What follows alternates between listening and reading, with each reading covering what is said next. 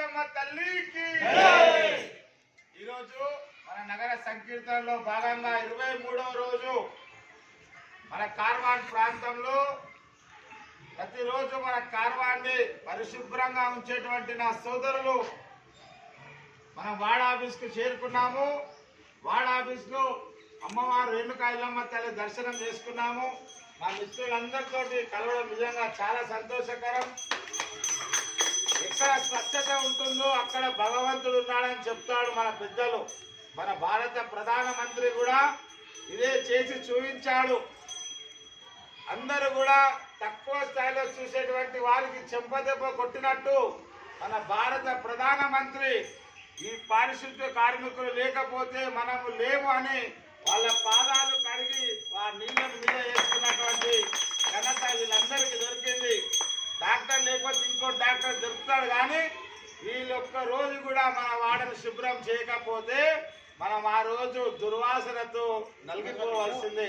కాబట్టి ఇంత పెద్ద కార్యక్రమం మానవ సేవే మాధవ సేవ అన్నటువంటి సూక్తికి నిలువెత్తు నిదర్శనం మన సోదరులందరికీ ఒకసారి గట్టిగా చెప్పాలి.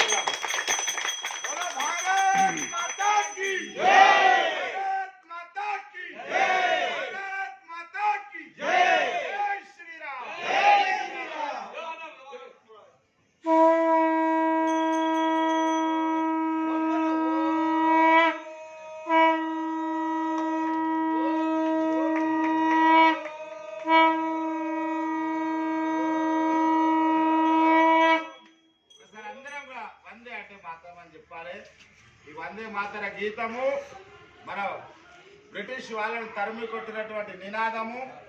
ఎన్ని మతాలున్నా ఎన్ని ఆచార వ్యవహారాలున్నా దేశం అంటే అందరం ఒక్క తాటిపై వస్తాము.